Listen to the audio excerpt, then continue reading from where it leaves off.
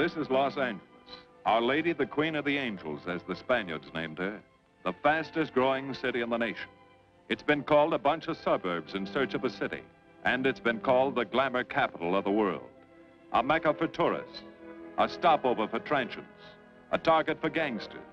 A haven for those fleeing from winter. A home for the hardworking. It is a city holding the hopes and dreams of over 2 million people. It sprawls out horizontally over 452 square miles of valleys and upland, of foothills and beaches. Because of that vast area, and because of a population made up of people from every state in the Union, Los Angeles is the largest police beat in the country, and one of the toughest. We're going to take you into the city hall where police headquarters are located. Here in communications are the ears and voice of the police. The lights on the complaint board flash 24 hours a day. Citizens reporting a prowler, a lost child, a man molesting a woman, an auto accident, a wild party. Spend an hour or two here and you will think the whole city has gone berserk. Minute by minute, the orders go out to the radio cars in the far-flung divisions. Watts and Wilshire and West Los Angeles. Hollywood and Hollenbeck Heights in North Hollywood. The work of the police, like that of woman, is never done. This is the case history of a killer, taken from the files of the Detective Division. The facts are told here as they happen. The story properly starts here in Hollywood Division headquarters at 1 o'clock of a June morning last year. Officer Robert Rawlins had finished his tour of duty and signed out. It had been a tough day. He'd be glad to get home. His wife would be waiting up for him as she always did.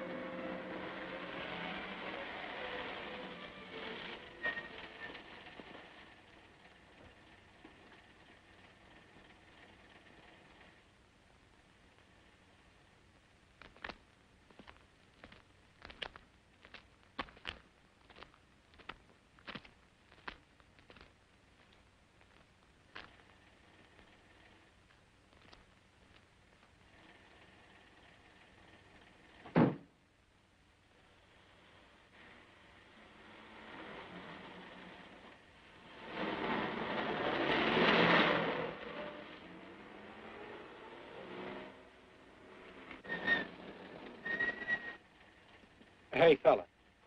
Come here. What were you doing back at that radio shop? Just looking. I was on my way home. Live around here? Yeah, a couple blocks down. Let me see some identification. Sure. Yeah, I guess I forgot my wallet.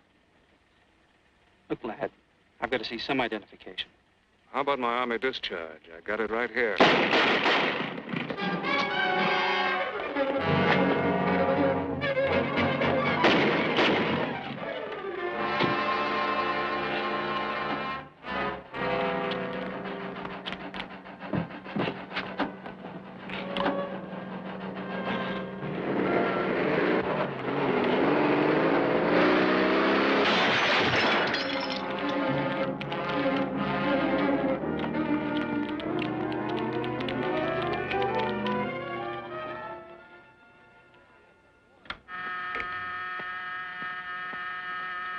Police Department, Operator 27.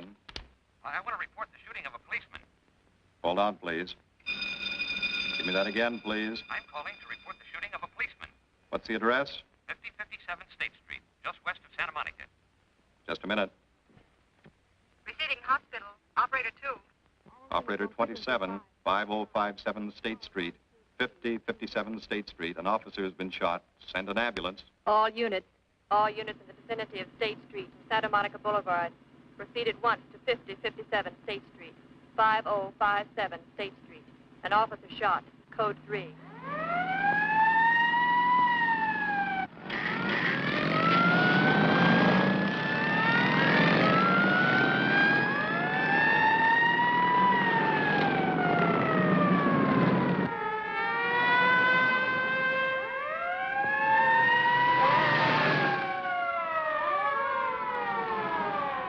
K to Control 1.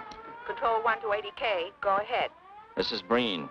Instruct homicide to throw out a dragnet and pick up all suspicious characters in the area of the shooting. Also notify Sergeants Marty Brennan and Chuck Jones to report to me at the scene of the crime. Control 1 to 80K. Roger.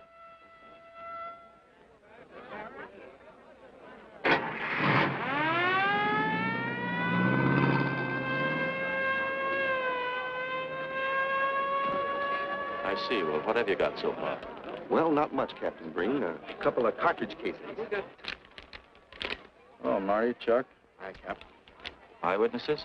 Who was first on the scene, reported it? I was. I live here. I'm a light sleeper, but my hearing is good. And my Did cat... the officer say anything before he collapsed? Yeah, he gave All a description of the fella. On He the was... shooting of the officer.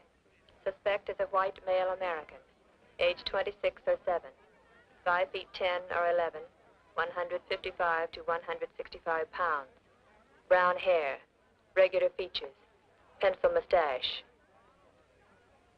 Repeat broadcast. All units. Is that about it? Yes, sir, exactly. And the officer kept saying, he looked like such a nice kid. He looked like such a nice kid. As if he couldn't believe what had happened to him. I see. Is that all? Yeah.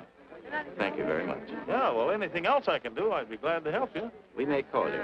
Get his name and address, will you, Bob? This door been checked, Lee? Yeah, it's okay, Captain. Find anything? Nothing but some smudges so far. Found this in the glove compartment. I think it's nitroglycerin. It doesn't look quite right. Well, check it down at the lab. Right.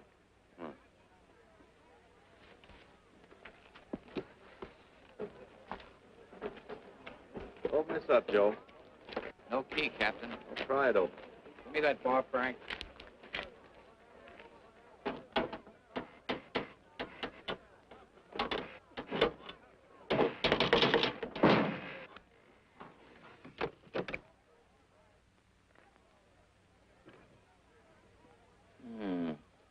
Regular arsenal. Yeah, get a load of that. What is it? I don't know. It looks like some kind of an electrical device. United States Navy. It's either stolen or war surplus. Send all this stuff down to the lab and check the serial number on that Navy equipment. Yes, sir. Captain Breen. We found these in the weeds over by the radio store. What do you got? A pair of cloth gloves, Captain. Well, he thought of everything, didn't he? All right, give him to one of the technicians. Yes, sir. Marty, you and Chuck come along with me. Let's go downtown and see what they picked up in the dragnet. Right.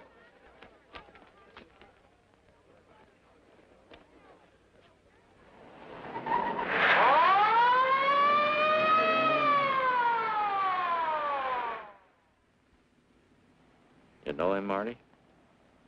Yeah. I know his wife, too. Ever since high school. Captain, I wish you'd let Chuck and me handle this case. All right. I don't want any dead heroes. I just want the man who shot Rollins. The suspects began to arrive at headquarters in droves. The police tossed every motel and hotel and many private homes in a 4-square-mile area around the scene of the shooting. Every available radio car and patrolman and detective was out on the dragnet. The strings were being drawn tighter and tighter. Many a man returning from a date or a late party or a poker game surprisingly found himself in a squad car, its siren screaming as it brought him to the detective bureau. The dragnet gathered in some strange fish, and many ordinary ones. All the rest of that night, the detectives probed, needled, questioned, quizzed. Everything was checked. Fingerprints, names, addresses, stories. Every fish in the net was examined. Most of them thrown back into the sea, not worth keeping. Except a few parole violators and slightly shady characters whose stories needed a lot of verifying. I wasn't prowling no cars. Just taking a walk, you know, getting in condition. You were running when the radio car picked you up. Yeah? Maybe that's why the guys call me Punchy. He's got a point there. 2 felony convictions, no warrant, no warrant. He's on parole. Book him, violation of parole. Let's have the next one, Joe. What were you doing in that vacant lot? The vacant lot. Lot? What were you doing in it at that time of night? Niệm mỗi mình cũng cho lo ngồi ngồi siêu nổi lo ngồi ấy 30 cái nền bị lúc dưới lại của ngồi sinh thành nghe ngồi thành ca giờ ngồi từ lúc đầu sang gì. You say your name is Ralph Henderson. So what? Well, you know, it's a funny thing, Ralph. There's a guy around this town that's been wearing your fingerprints. Only his name is Pete Hannon. Okay. So I'm dead. So what's one more confession in my life? Now you're talking, Hannon. Okay, Andy. Hello, Harry. What have we got here? Oh, some robbery suspects. Candidates for San Quentin. Handsome here is the big shot. He runs the outfit. Have a gander at his record. Car theft, escape from reform school, robbery, assault with a deadly weapon. Not bad. Look at the heater we found on him. German Luger, fully loaded. Redhead here tried to carve up one of the arresting officers with this pretty toy. Nice boys. By dawn, many minor wrongdoings had been uncovered, and a few incipient felonies. The checking of the suspects had been thorough, painstaking, and tedious. But all the work was for nothing. The man who had shot Officer Rollins was not among them. He remained no more than a description, a shadow of a man, mysterious, elusive, deadly, hidden away somewhere in the vast city. As for Rollins himself, he couldn't help. He was in a coma at receiving hospital. Mrs. Rollins waited out the long, tense hours while her husband fought to live. Many another officer's wife had so waited. Many another will. The word came shortly after sunup.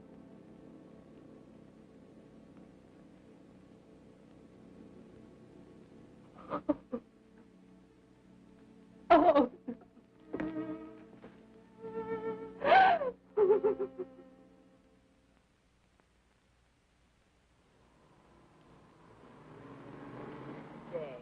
A white male American, 26 or 7, 5 feet 10 or 11, 155 to 165 pounds, brown hair, regular features, pencil mustache.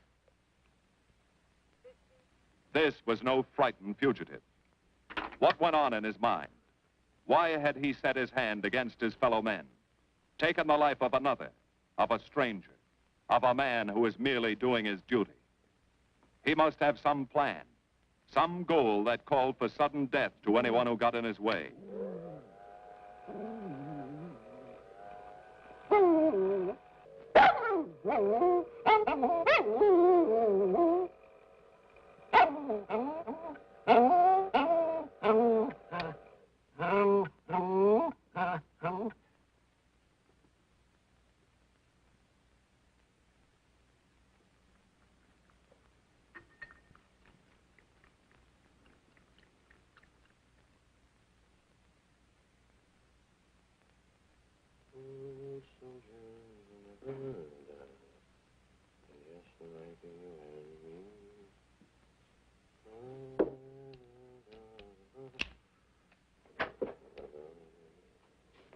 Good morning, boys. Morning, Lee. Hi, Professor. Well, I thought this was safe cracker soup. You gonna drink it, I hope? I'm really a nice guy. Stick around. I'll prove it. Come over here.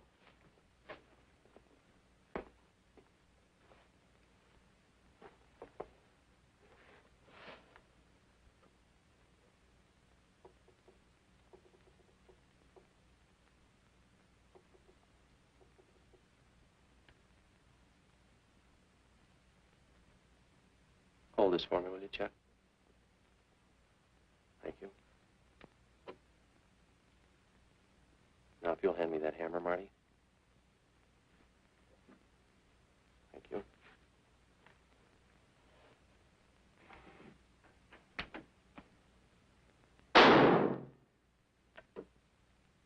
Yeah. Nitroglycerin. I didn't ask for a collection of fingers, just fingerprints. All those nice fingerprints on the car belong to the man it was stolen from, Cap. Nothing on the guns or picklocks? Not even an interesting smudge. The gloves? Common type, worn by undertakers. I'll check on them. They won't show anything. What did your scientific test show?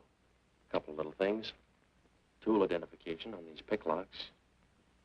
I got one under the scope. You want to take a look? Yeah.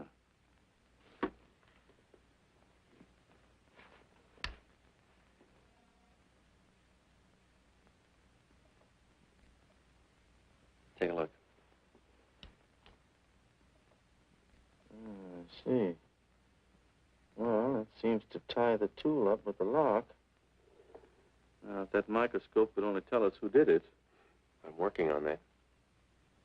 No, only an amateur would carry that liquid dynamite in a car. This boy's no amateur. Took the precaution of desensitizing it so it'll take normal shock. Took a lot of other precautions, too. No fingerprints, no identification, nothing definite. Except he's scientific. Knows electricity. Is inventive. Yeah. I'm happy on the trigger.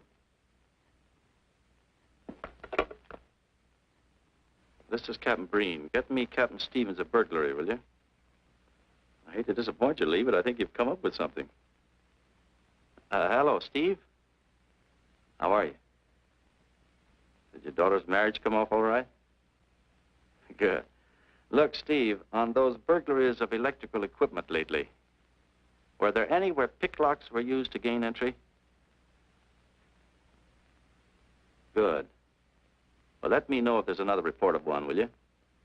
I've got an idea the Rawlins killer may be tied in with those. Fine. And give my regards to the newlyweds, too. So long, Steve.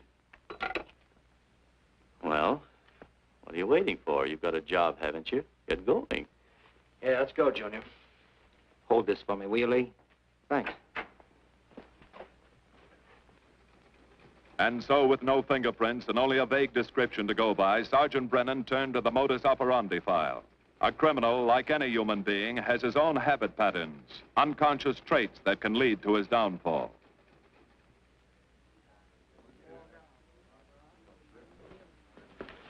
Well, there you are, Junior. List of burglars who use picklocks for entry. Oh, great. This narrows it down to just a couple of hundred suspects in this area. Give me a match, will you? That may not be so bad. This guy's improved on the system. Maybe he's left his trademark on some other job. Well, here we go, legging it all over town, asking a million questions. What you paid for, isn't it? Am I paid to associate with you, too, Junior? You could do worse. Not this year. Come on.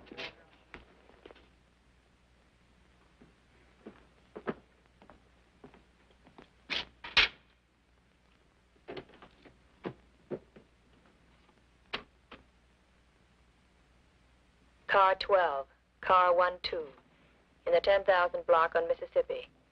A 394-15 disturbance.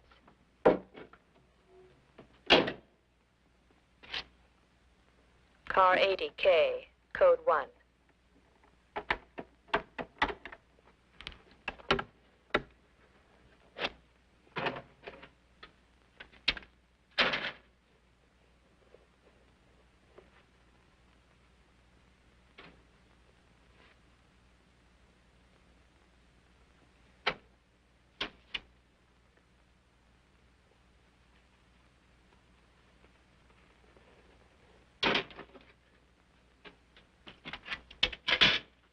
All units, on the broadcast of the suspect arrested in the shooting of Patrolman Rawlins. Cancel the cancellation. Suspect released from custody.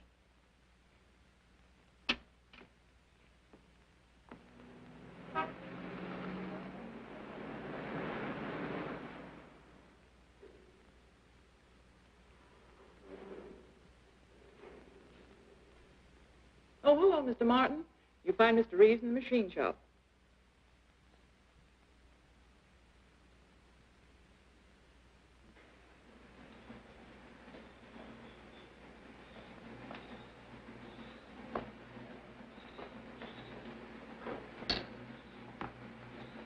Hello, Roy. Glad to see you. How are you, Mr. Reeves? Hi. I was hoping you'd drop in. I wanted to thank you for showing us how to handle that repair job. Helped a lot.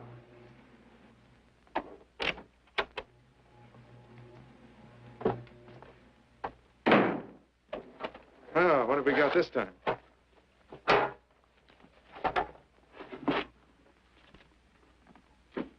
Silograph.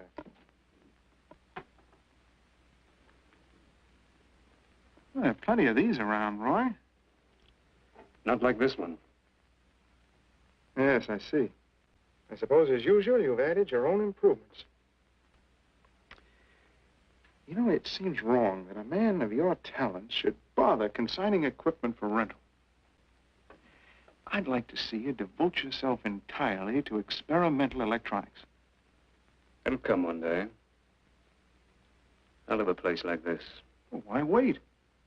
I've got a pretty good setup here. You'd have modern equipment to work with, a lab, and my confidence.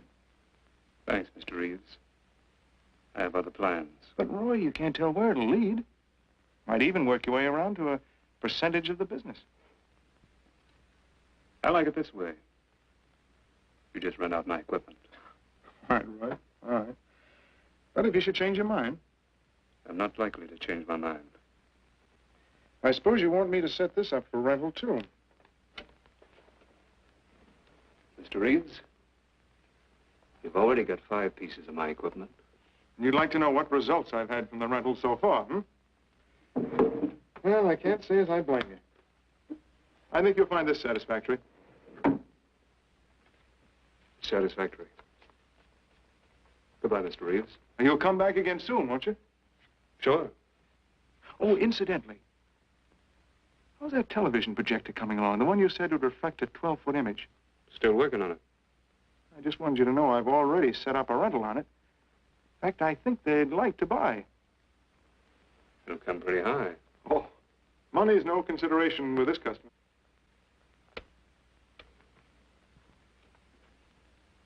Tell him he can pick it up tomorrow. I thought you said it wasn't finished yet. It'll be finished.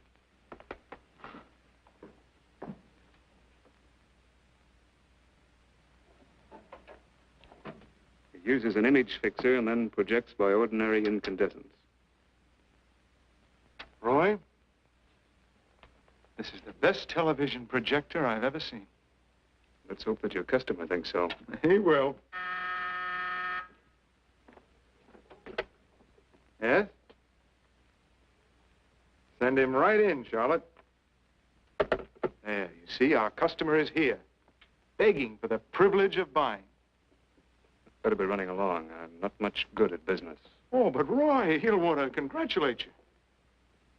Just see that the price is right. All right, Roy. I'll get you a good deal. So long. See you.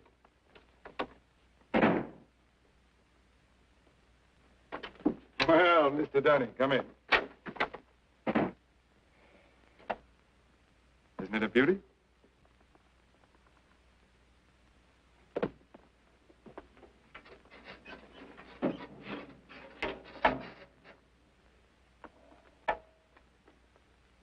It's a beauty, all right.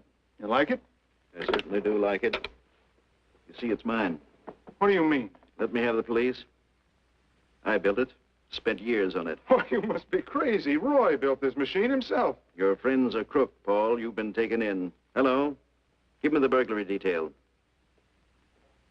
Dear Jim, regarding your inquiry on a .38 caliber Smith & Wesson revolver, serial... Oh, come in, boys. Burglary detail just sent this report through. There's a man named Dunning reports tracing a stolen television projector to the Reeves Electronics Lab. Think it's a tie with the Rawlins case? Well, take a look at this fellow Reeves and see what gives. I'll notify burglary we're following up on it.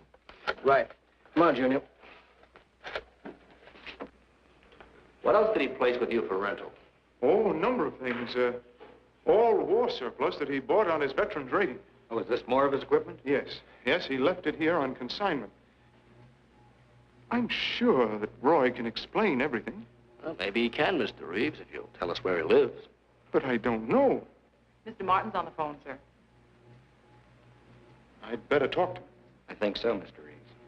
I'll take it in the superintendent's office.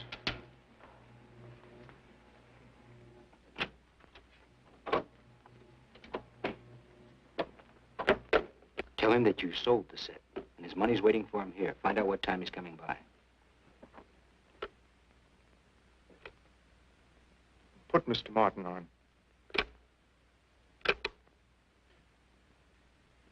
Hello, Roy? Yes, I've sold it. Your money is waiting here for you. Yes, I'll be working late tonight. What time will you be by? First thing in the morning. Well, maybe you better come in tonight, Roy. A couple of things I want cleared up. Like what? Oh, technical things. Besides, I don't like to leave the money in the plant overnight. How about 8:30? Fine. I'll see you then. I'll leave the front door unlocked.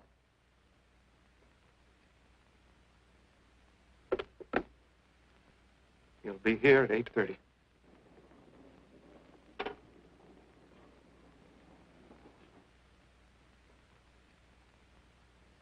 Well, I'll just run along home and get some dinner. We'd like you to stay too, Mr. Reeves. Why? For company. You want to cooperate, don't you, Mr. Reeves? Certainly. Good. Now, you just wait in your office. We'll be around. Very well. This way, gentlemen.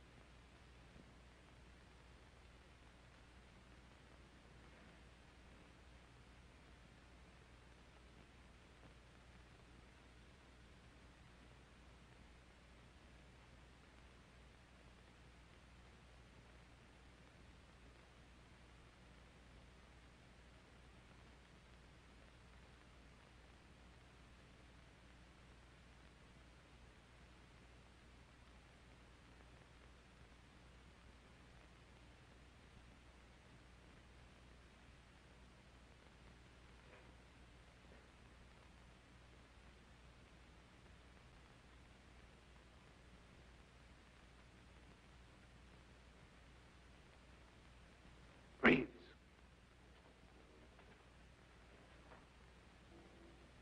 That you, Roy?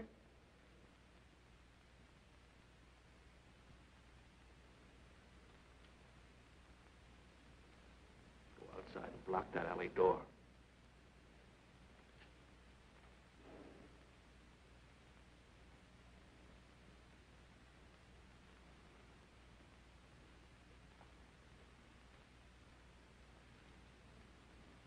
Where are you, Roy?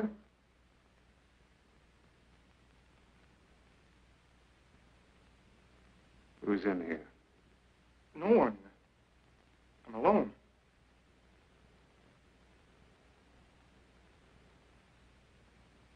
Come on in. I've got your money for you. Bring it out here. All right. Just a minute.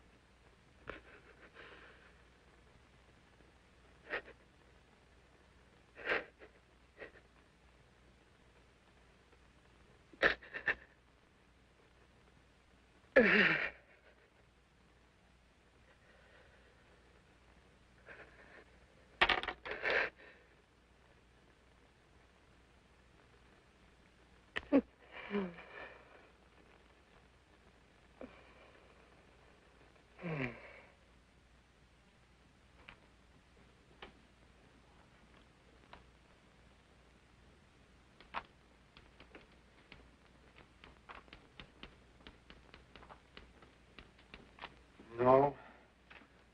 None of them even looks like Roy Martin. He had such a fine face. Didn't keep him from carrying a gun. Or didn't you know that? No, I didn't. I've told you all I know, all he ever told me. What about his friends? Didn't he have a girl? No, I don't think so. He had no interest in anything but electronics. Where'd he pick up the subject? Books, magazines. Mostly from the Signal Corps. He was attached to a radar unit. Get a teletype off to the War Department. That might help. Yes? Ready on your call to receiving hospital, Captain Breen. Hello, this is Captain Breen. What is the latest report on Sergeant Jones?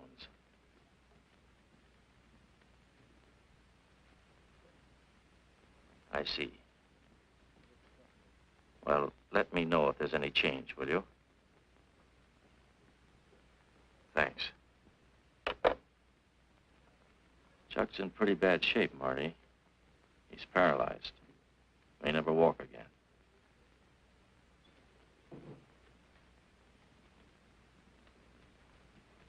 Oh, I'm sorry. It's funny that Martin showed up at 7 when he told you he wouldn't be there till 8:30. I don't know why. Except he was always unpredictable. I'll tell you why. Because you warned him. That's why he came early. That's why he came in the back way. But you heard me tell him the front door would be open. And the key didn't let him in the back way? He must have had one made. Why don't you tell us the truth? Marty.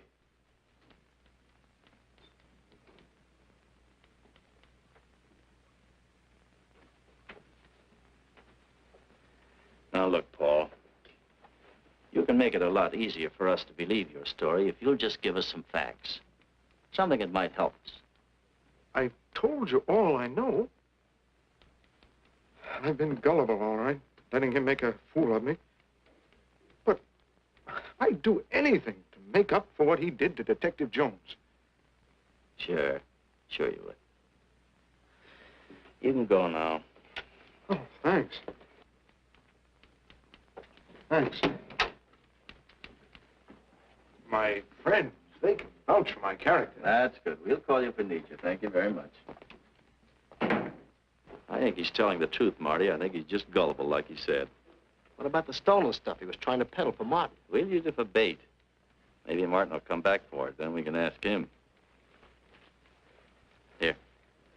Nevertheless, I want a 24-hour tail put on Reeves, and I want a watch on his home and his factory. Right. You can keep those. Okay, Captain.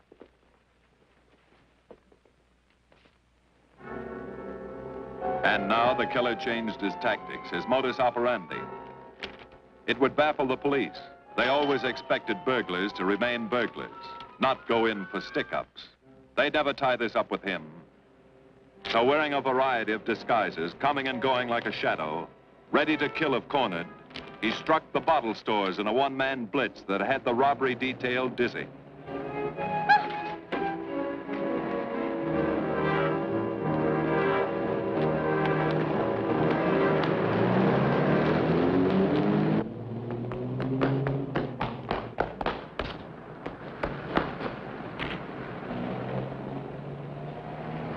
The killer, always resourceful, always thinking along lines that would baffle his hunters, had discovered an ideal avenue of escape. Under Los Angeles is a vast and intricate system of huge storm drains built to siphon off the flash floods of the rainy season. Many of the tunnels are large enough for 2 cars to drive abreast. Here were 700 miles of hidden highways, ideal for the use of someone who needed to hurry from place to place without being seen. Ideal as a hiding place for guns and supplies in case of emergency. What is it, Lee? Well, the reason I asked you to come over is I think I've hit on something. An identification? No, not quite, but a tie-up. Now, These are the shells from the gun that killed Rawlins. These were fired in the liquor store holdup in which the bandit got away. And these were fired at Chuck. Now, as you know, every ejector, even in guns of the same model and caliber, is different. Each one leaves its own markings on the cartridge casing. Now, look at these fine striations. This deep gouge. The same on all three.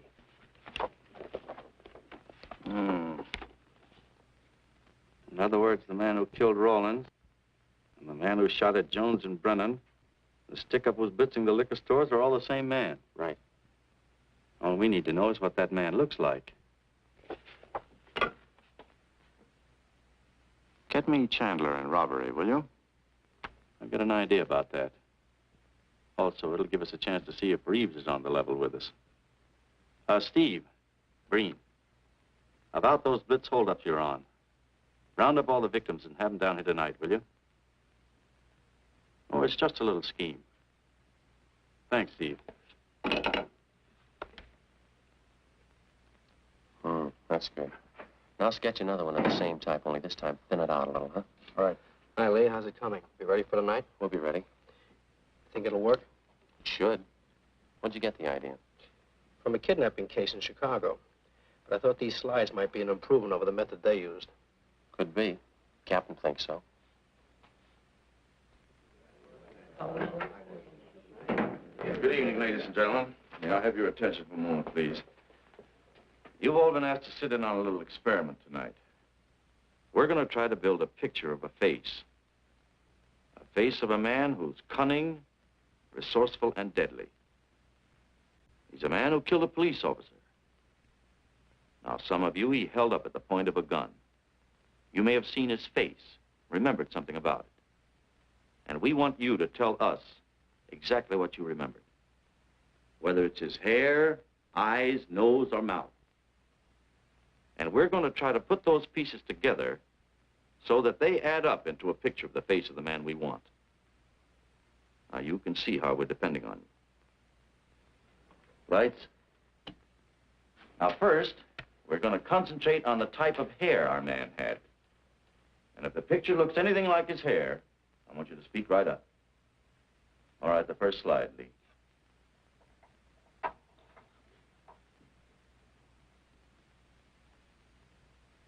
His hair had waves in it, well-groomed. That's the idea, Miss Smith.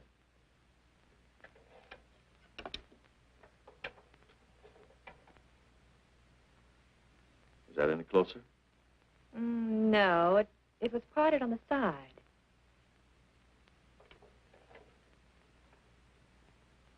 Oh, that's more like it, except it was thicker.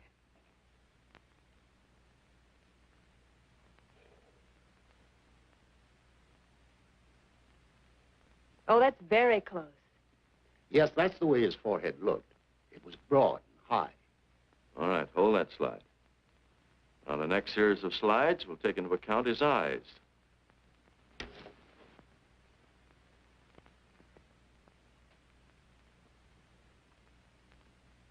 Oh, 1 minute, please. Wait, 1 minute. His eyes were a little like that. Maybe a little smaller, like beads. Go on, Lee.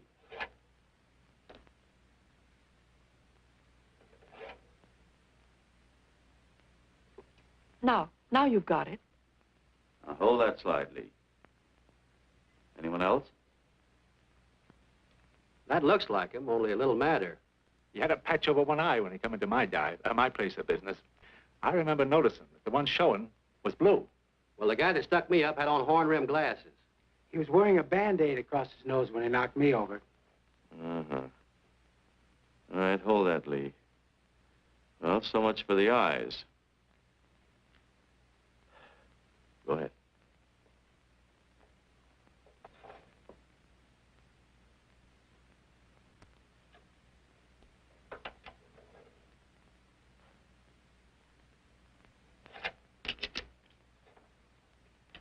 Señor Capitán. Yes, Miss Montalvo? Ay, ¿cómo se dice en inglés? A sus órdenes, señorita. Ah, qué bien. En este bandido, la nariz fue chata, como aquella, pero un poco más chata y más ancha. Like that, Captain, but more snubbed, wider. Try another one, Lee. Como aquella. Casi la misma. She says that's about it. Thank you very much, Miss Montalvo. Get Reeves. Any more comments? That's pretty close, all right. Pretty close. Perfect. All right, now we'll start on the mouth and chin. The next series, Lee. I think his lower lip stuck out more. The mouth was thin and mean, like it never laughed. Go ahead. Something like that, but thicker lips. There. That's it. That's him. All right, now hold that right there, Lee. Oh, come in, Mr. Reeves. Good evening, Captain. Did you ever see that face before? Why, it's Roy. Except for the hair being a little lighter and the eyebrows heavier, it's Roy. You're sure? I'm positive I'd know him anywhere. Lee, I want a retouched photograph. Now lighten the hair and give more body to the eyebrows. Right. Lights. That's all.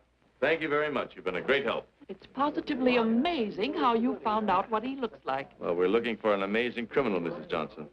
Thank you and good night. Good night, Captain. And so the face of the unknown killer, built up from fragments of evidence, was sent out all over the country. To chiefs of police, to sheriffs, to county constables and county jailers, to the wardens of prisons, to all postmasters and postal inspectors, to the agents of the Treasury Department, to the FBI. They showed that picture to the inmates of jails and prisons, to men with a wide acquaintance among the cat burglars and the violence boys. Informers and conmen and sharpshooters were quizzed, those on the fringe of crime and those deep in the rackets. Many wanted to help. Nobody could. No one in the underworld recognized that mysterious face.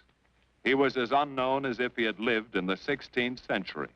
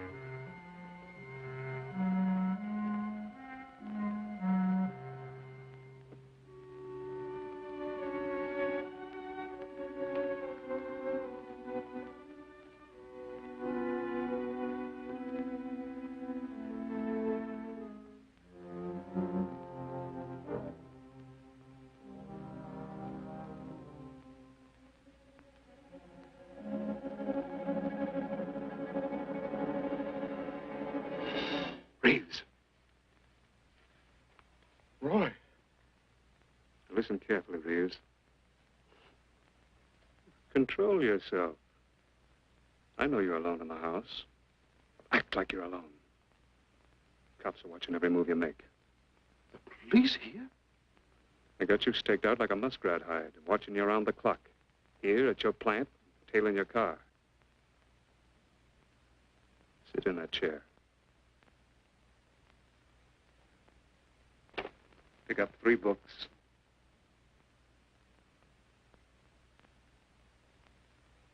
Don't look up and don't answer me.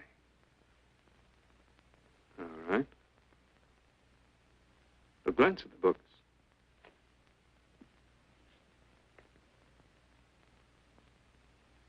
Pick one of them.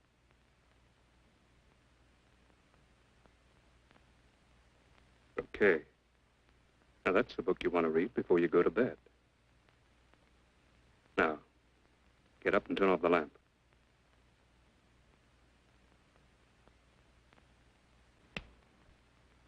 Come here. Come here.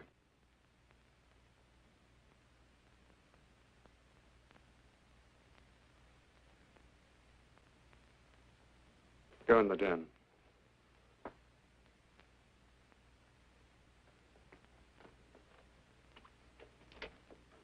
Pull those drapes tight.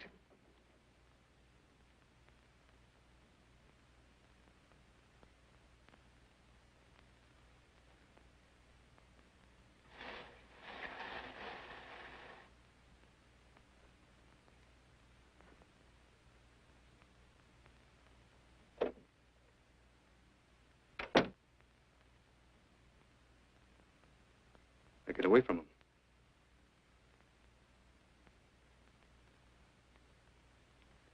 What do the cops know about me? Not very much, Roy. No fingerprints. They haven't even got a picture of you. They're trying to make one.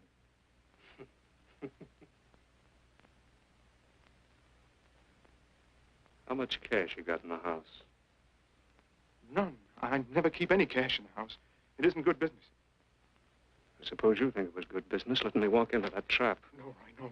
Don't do anything you'll regret. Now, listen to me. It isn't too late. Give yourself up. Come to your senses before you kill someone else.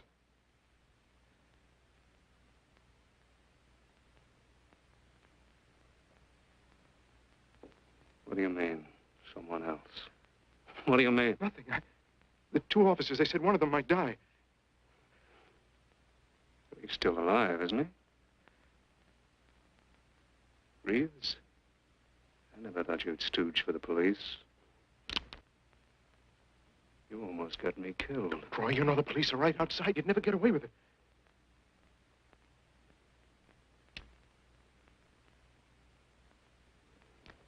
That's right. Now you're being sensible.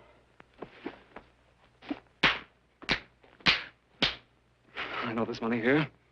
Where is it? Don't, Roy. I'll get it.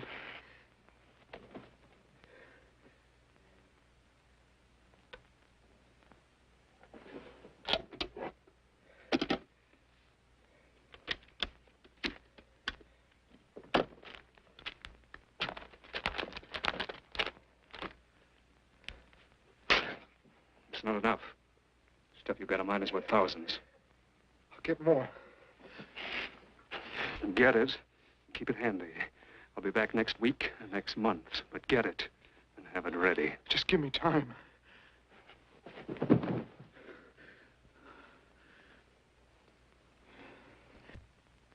Oh! Look, I don't want policemen outside my house following me around. That's what made Roy suspicious. I'm leaving in the morning. I'm afraid I'll have to disappoint you, Paul. Unfortunately, you're our bait. I won't do it. I've done enough. Look, no one's done enough until we find this killer. I asked you to keep a sharp lookout on this house, Marty. I did.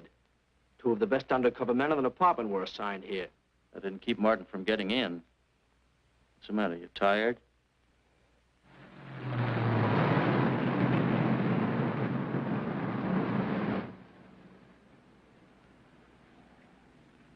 You got any idea how long you've been on this case, Marty? Months. Long enough to have come up with something by this time. You know any more about the Rawlins killer than you knew the first week? Yeah. And he's about the toughest nut I've ever had to crack. That's what I told the chief when he called me in this afternoon, wanted to know why the case hadn't been broken. Look, Captain. Rawlins was a friend of mine. So's Chuck. I've got a bigger stake in this than the chief knows. I'm doing everything I can. Well, I'm afraid it's not enough, Marty. Maybe you're too close to it to see it clearly. Maybe it needs a fresh team, a new viewpoint. I think you better take a couple of weeks off, Marty. Starting tomorrow. Anything you say, Captain.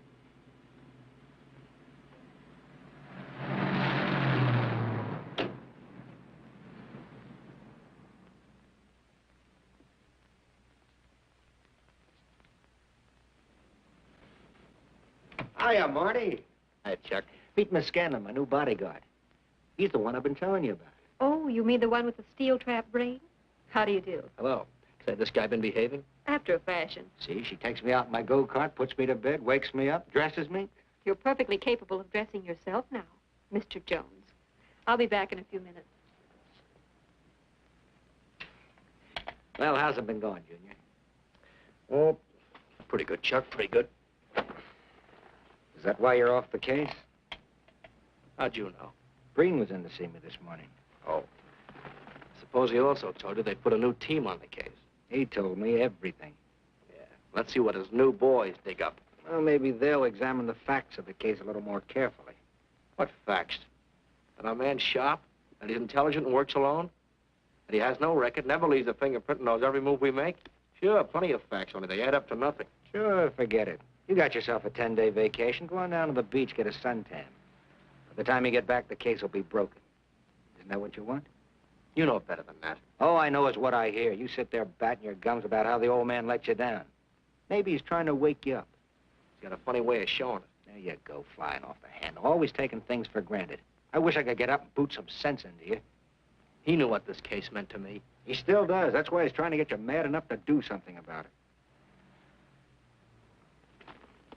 You don't really figure that's his idea, do you? I know it is. Ah, it's a tough case, Chuck. Not an angle, nothing to go on. You'd know what I meant if you were out working with me. I have been working with you. That's all I've had to do lately, just sit around studying what little facts we have, trying to figure out who he might be. You know the kind of a guy we're up against, then. I tell you, Chuck, this guy's a genius the way he operates. As if he were right there with us every time we go out after a lead. Oh, sure. Breen's been tipping him off just to make you look bad. Yeah, almost like that. Well, he beats us to the punch every time. There's your angle. You just hit it on the head, but you don't see it. Look, start adding. 1, he's unknown to the underworld. 2, he beats you to the punch, right? And 3, it's almost as if he were with you. Isn't that what you said? Yeah. Well, tie that up with a lot of other little things, like the fact that he uses a police gun and the accuracy of his shooting. Anybody could buy a police gun, and the Army could have taught him how to shoot. Yeah, but who taught him how the police operate? Oh, I know what you're driving at, Chuck, but a cop. Those things happen. Yeah. Now, if I were still in the case, I'd start with our own department first, then Santa Monica, Culver City, Burbank, Pasadena. See you later, Junior. Hey, don't let him out of your sight, beautiful. It's the first time in years he's used his head.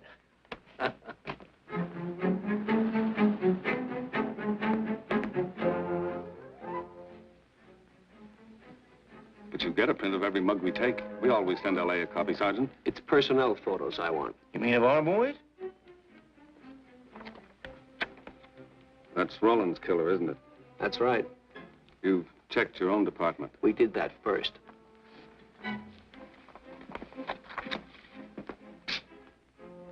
And so the tedious quest went on. Sergeant Brennan wore out his shoes and his patience, going from police station to police station, checking photos until his eyes were blurry. For police work is not all glamour and excitement and glory.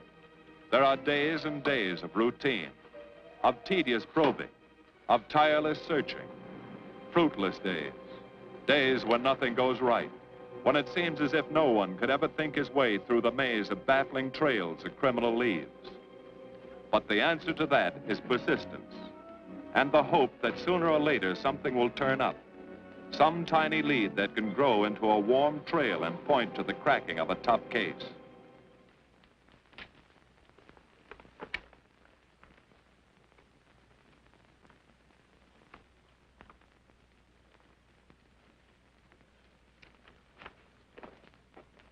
Well, that does it, boys. Can't say I'm sorry you didn't find him in here. I'd hate to think it was a cop. Doesn't seem to be anybody. Just a lot of pieces of a face that never existed. Do you mind if I see that again? Sure, frame it. Put it on your dresser. Wait a minute. He wasn't a cop. He was a radio technician right here in our dispatch office. What did you say? I'm saying he worked here in 42. Well, come on, give. I remember the kid well. He was sort of strange, never bothered with anyone in the department, just kept to himself. But he was in line for promotion when he was drafted. Where was he living at the time? I don't remember. Try the dead files. He never asked for his job back after the war. I remember writing to him about it, though. He was an excellent worker. Oh, yeah, here we are. Yeah, this is it. Took a while before he answered, but like he says in the letter, he wasn't interested.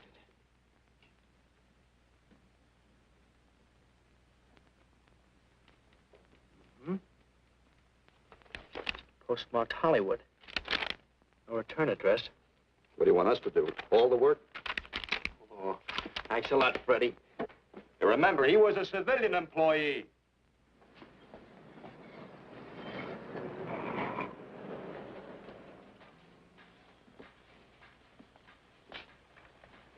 Well, how about it? Anybody recognize him? Not on my route. I never saw him before. Yeah, okay, fellas, thanks very much.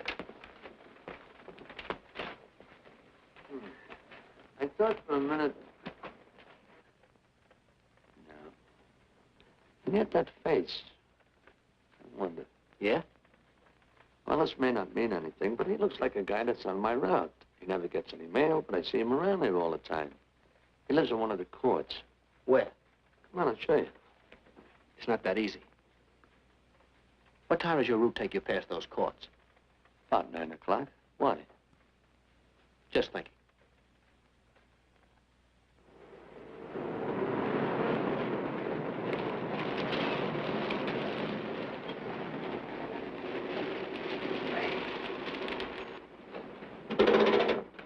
You got any chocolate milk? Sure have, buddy. Yeah. Thanks. What's your apartment? Straight on back. Second in the yell. Number 7. Right. Kind of warm today, huh? Oh, it's not too bad for this time of the year.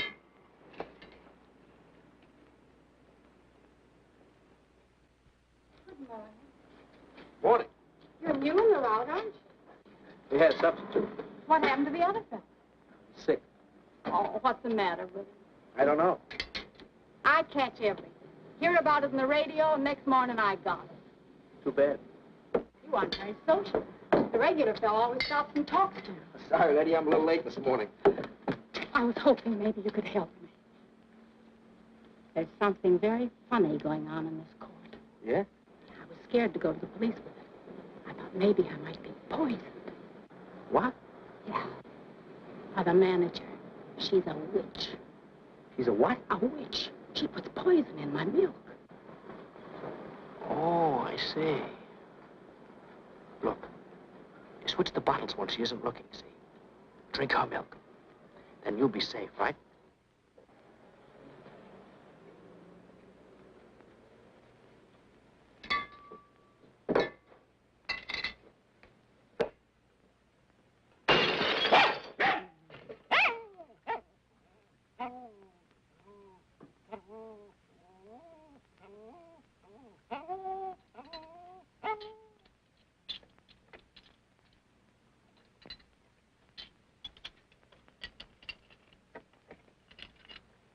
Why, I had a little accident.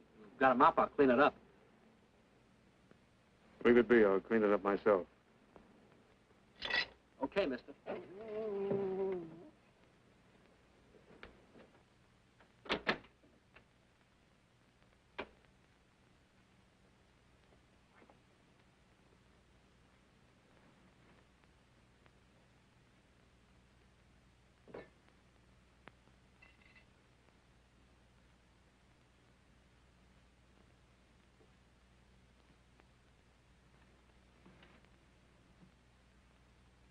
The place is called Bellevue Court. I drew this from memory, but it's pretty close. That's where he's hiding out, right there. You sure he's our man, Marty? Captain, I couldn't go wrong on that face. He's our man.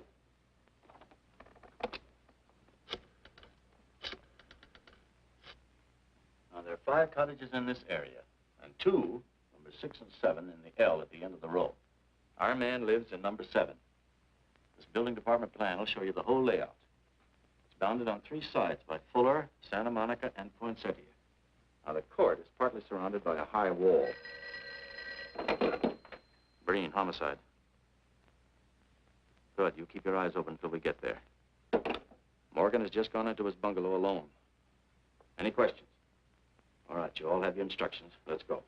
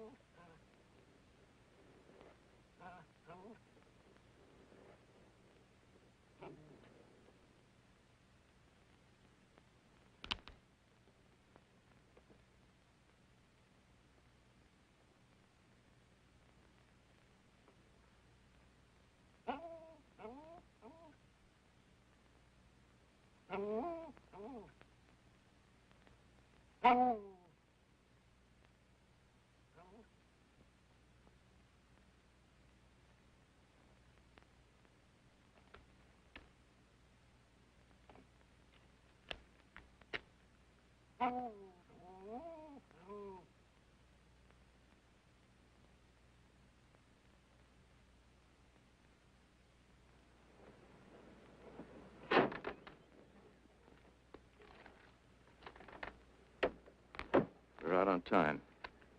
Wait 5 minutes. Go around and block the side entrance. Keep your lights off.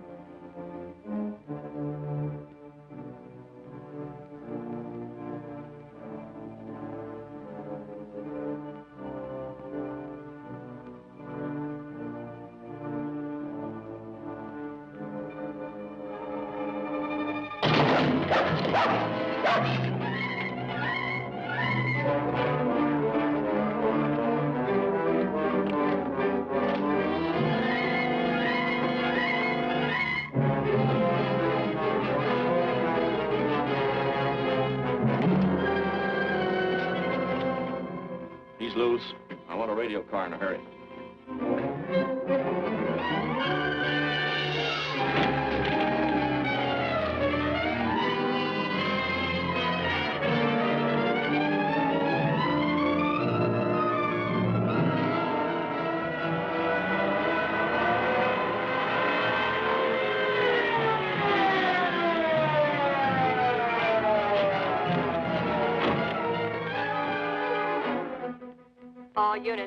All units in the vicinity of Santa Monica and Fuller. The murder suspect in the Rollins killing is at large.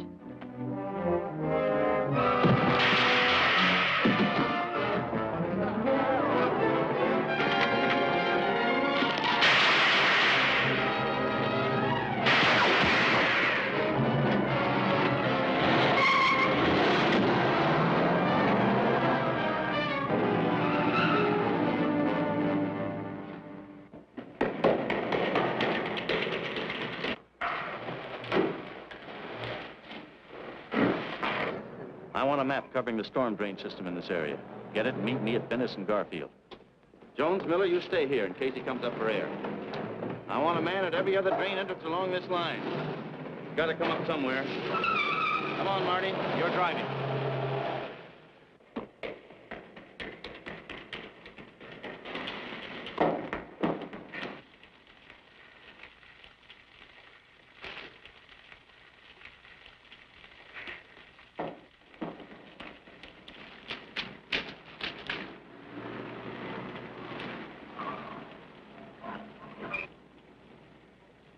Keep this drain covered. It's liable to pop out anywhere.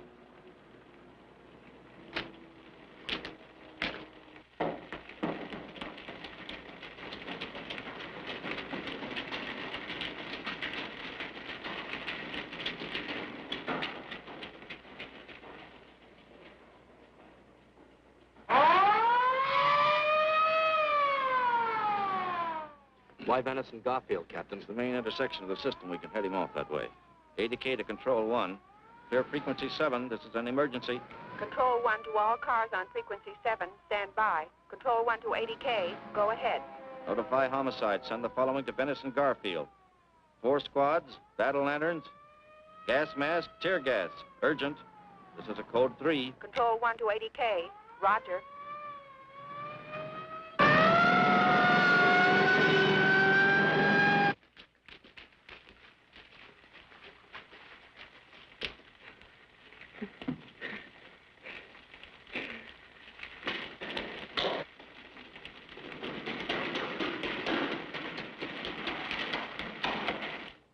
Probably head down this main drain to where it comes out at the Rio Hondo. Now, you take your squad and cover that exit. Right. Keep all spare radio cars cruising back and forth along this main street. Watch the curb inlets. We'll go in here.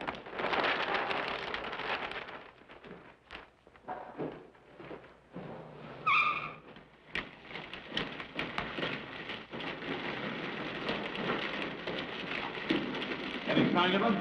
No. And we've searched every foot between here and the Rio Hondo outlet. Then he must be up ahead.